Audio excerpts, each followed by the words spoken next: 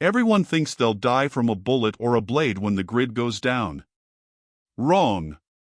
The real predator is invisible, odorless, and flowing through every stream you're desperate enough to drink from. Water will kill more people in the first 30 days of collapse than violence ever could, and the worst part is you'll beg for it as your organs shut down.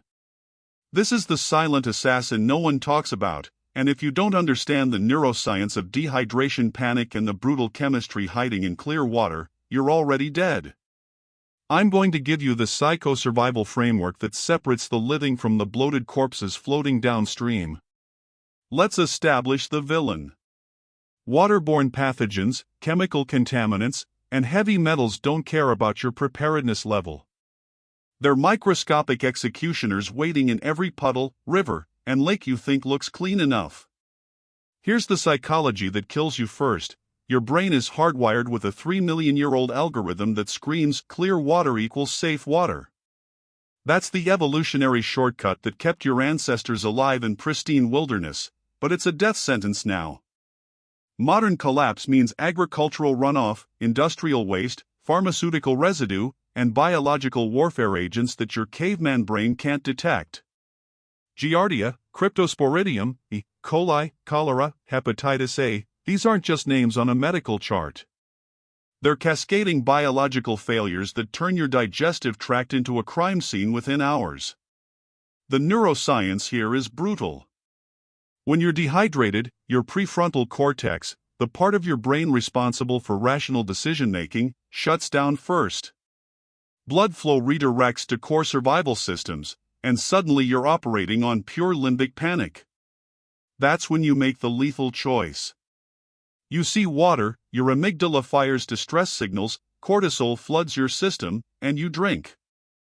You bypass every protocol you memorized because your brain is literally rewiring itself to prioritize immediate relief over future consequences. Dehydration drops cognitive function by 40% after just 2% body water loss. You become stupider, slower, and more impulsive exactly when you need to be sharpest. That's the trap, and it's designed by evolution to kill you in a contaminated post-collapse environment. Rule 1: Master the 3-tier hydration hierarchy and never deviate. Tier 1 is stored water you control, period. 1 gallon per person per day minimum, but the survivors stockpile 3 gallons because you're not just drinking, you're cooking, cleaning wounds, and maintaining hygiene. Tier 2 is treated water from questionable sources using multiple redundant methods. Tier 3 is emergency water you only touch when death is the alternative, and even then you're treating it like it's liquid uranium.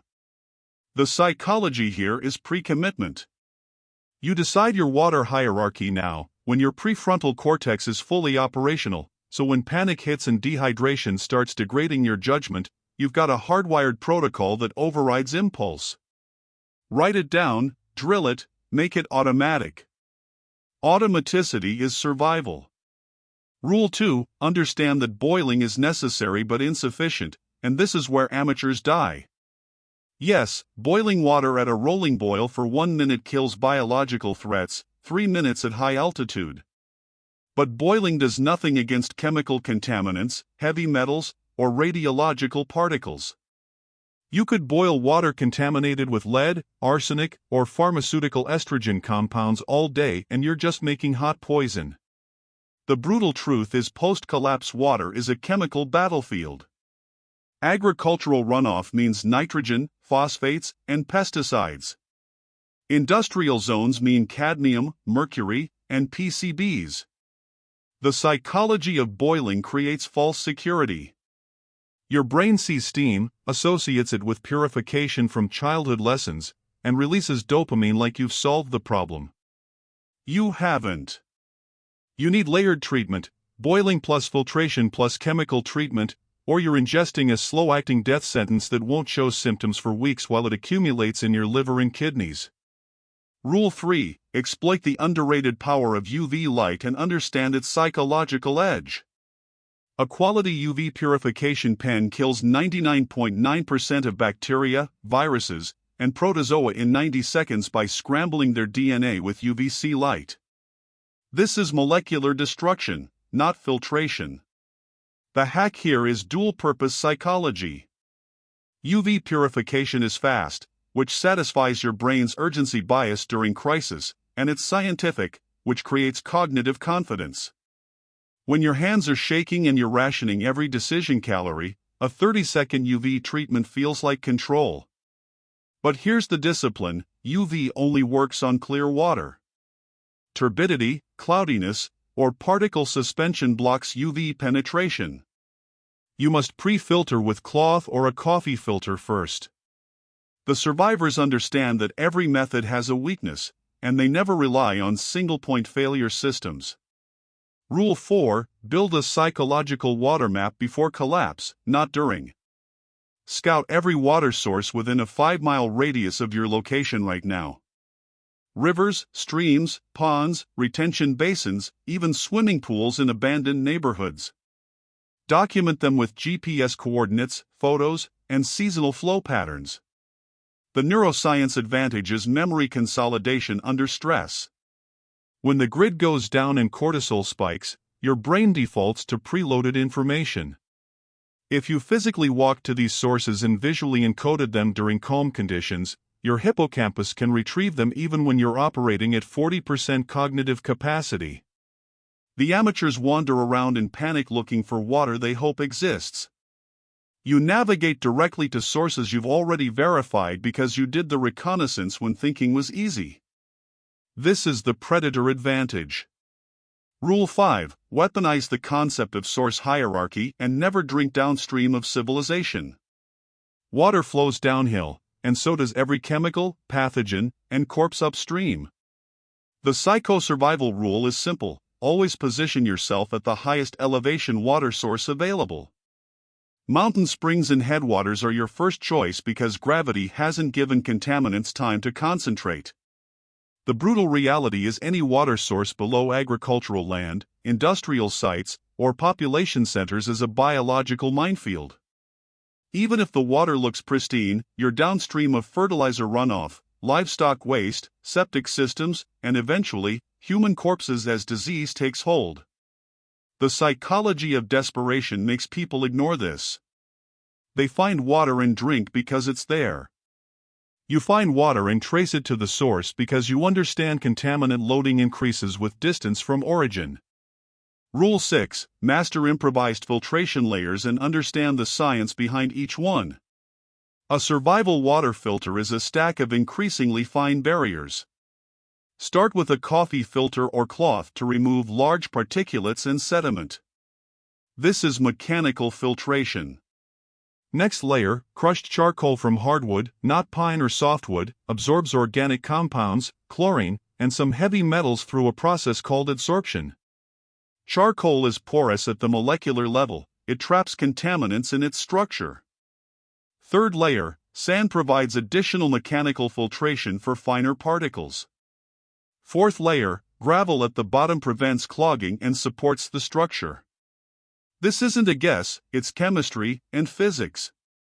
Each layer targets different contaminant sizes and types. The psychology here is systems thinking. Amateurs look for a magic bullet solution. You build redundant, complementary systems that cover each other's weaknesses.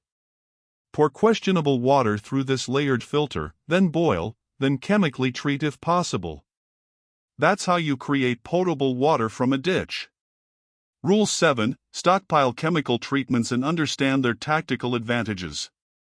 Iodine tablets, chlorine dioxide, and calcium hypochlorite are your chemical arsenal. Iodine kills bacteria, viruses, and most protozoa in 30 minutes but tastes like industrial waste and isn't safe for pregnant women or people with thyroid issues. Chlorine dioxide is more palatable and effective against cryptosporidium, which is resistant to iodine, but requires a 4-hour wait time. Calcium hypochlorite is pool shock, and it's the most underrated survival chemical because 1 pound can treat 10,000 gallons.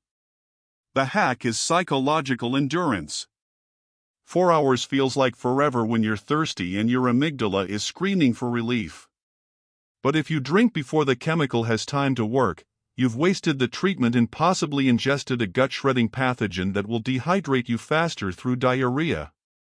The discipline is setting a timer and walking away. Distraction protocols, task switching, anything to prevent impulse violation of treatment time. This is where mental toughness translates directly to survival. Rule 8. Recognize the hidden water sources that desperation blinds you to. Water heaters hold 30 to 50 gallons of potable water that most people forget exists. Toilet tanks, not the bowl, contain clean water before collapse.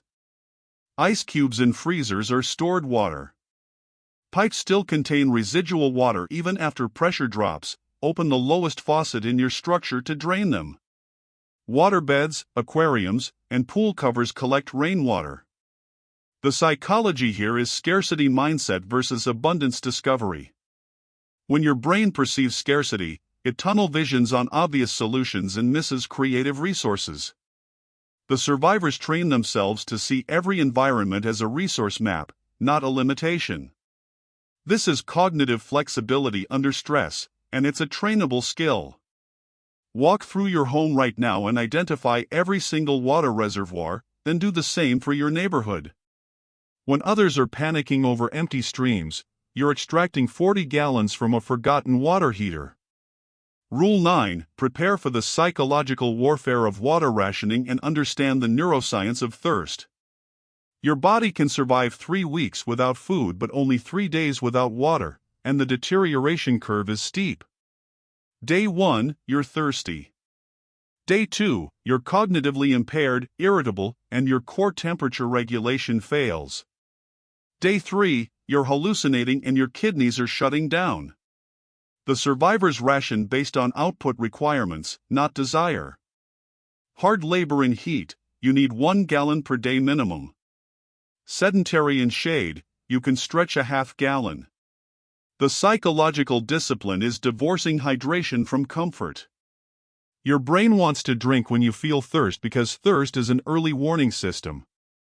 But in a rationing scenario, you drink on a schedule based on physiological need, not neurological want.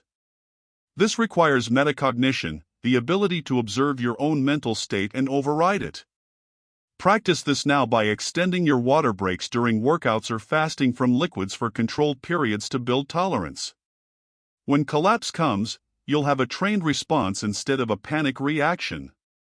Now let's kill the lie that's going to murder the unprepared masses. The myth is that running water is safe water. Fast-moving streams and rivers look clean, sound clean, and trigger every evolutionary cue that says this is good water. It's a death trap. Running water carries pathogens over vast distances. Giardia cysts can survive in cold water for months. A single infected animal defecating upstream contaminates miles of river downstream within hours. The visual clarity means nothing. You cannot assess microbial contamination with your eyes. The psychology here is heuristic bias. Your brain uses shortcuts to make fast decisions, and moving water equals clean water is a shortcut that worked 10,000 years ago. Now it's a cognitive trap that will give you explosive diarrhea, dehydration, and a cascading organ failure cycle. Every single water source is contaminated until you prove otherwise with treatment. Not some sources, not most sources, every source. This is the mindset that keeps you alive. Here's the final protocol. Water is your first survival priority after immediate safety and shelter. No water, no survival, no negotiation. But drinking the wrong water accelerates your death timeline instead of extending it. The survivors understand that water procurement is a calculated risk assessment, not a desperate gamble. You treat every source, layer every method, and verify through observation and protocol adherence. You never trust your instincts because your instincts are designed for a world that no longer exists. You trust systems, redundancy, and scientific understanding of contamination pathways. You are not a victim hoping for rescue. You are a technician executing protocols with precision because your life depends on it. The corpses floating in the river are the people who thought clear water was safe water. You're the one who built filtration systems, stockpiled treatments, and mapped sources before the collapse. When others are dying of dysentery and weak too, you're hydrated, functional, and dominating your environment because you understood that water is both life and death, and the difference is measured in knowledge and discipline. This is psycho-survival. This is how you win.